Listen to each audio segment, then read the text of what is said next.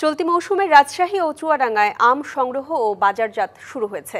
Calendar অনুযায়ী বৃহস্পতিবার সকাল থেকে গুটি, আটি ও বোম্বাই জাতের আম নামাতে শুরু করেছেন চাষি ও ব্যবসায়ীরা। গত বছরের তুলনায় এবছর ফলন ভালো হওয়ায় খুশি চাষিরা। দেশের চাহিদা পূরণ করে বিদেশে রপ্তানি করে অধিক মুনাফা অর্জনের প্রত্যাশা সংশ্লিষ্টদের। রাজশাহীর সুমিষ্ট আমের জন্য অপেক্ষার প্রহর শেষ হয়েছে। বৃহস্পতিবার থেকে ম্যাঙ্গো ক্যালেন্ডার অনুযায়ী চলতি মৌসুমের গুটি জাতের পাকা আম পাড়া শুরু করেছেন চাষি। গাছ থেকে পুষ্ট ও পরিপক্ক আম পাড়ার আয়োজন চলছে রাজশাহী জুড়ে। প্রশাসনের দেয়া সময়সূচি মেনেই আম পাড়ছেন চাষি। সরকার যে একটা পদ্ধতি নিয়েছে, এই কারণে আমরা মোটামুটি সঠিক সময়ে আম ভাঙতে পারছি। বাজার মূল্য মোটামুটি ভালো, আমরা আম ভাঙে বাজারে বাজারজাত করব। আম নামানোর শেষে বানেশ্বর হাটে নিয়ে যাচ্ছে চাষি। মৌসুমের শুরুতেই ১৩ থেকে ১৫০০ টাকা মন দরে বিক্রি হচ্ছে গুটি আম। এই মৌসুমে ভালো দাম পাওয়ার আশা চাষিদের। সরকারের বাইরে, নিয়ম অনুযায়ী বাইরে আপনারা কেউ হাটে আম নিয়ে আসতে পারবেন না। বাজারে যাতে অপরিপক্ক ও ভেজালযুক্ত আম না আসে সেজন্য বাড়তি সতর্কতা অবলম্বন করছে প্রশাসন।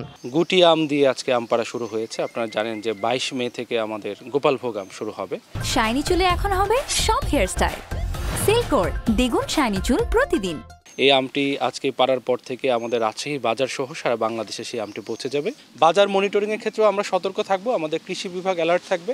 কৃষি সম্প্রসারণ অধিদপ্তর জানায় এই বছর জেলায় আম চাষ হয়েছে ১৯,৬০৩ হেক্টর জমিতে।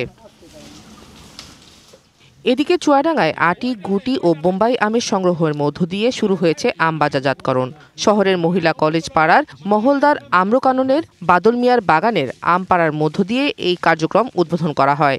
জেলায় এবার ২০০ কোটি টাকার আম বেচাকেনা হবে বলে আশা। ক্যালেন্ডার অনুযায়ী রাজশাহীতে ২২শে মে থেকে গোপালভোগ, ২৫শে মে থেকে লক্ষণভোগ ও রানী পছন্দ, ৩০শে মে হিমসাগর ও খিসাপাত, ১০ই জুন ল্যাংড়া আম, ১৫ই জুন আম্রপালি ও ফজলি আম সংগ্রহ শুরু হবে। এদিকে চুয়াডাঙ্গায় আগামী ২০শে মে হিমসাগর, ২৮শে মে ল্যাংড়া, ৫ই জুন আম্রপালি, ১৫ই জুন ফজলি আম সংগ্রহের দিন নির্ধারণ করা হয়েছে। Sheikh Nigar Sultana, DBC news desk.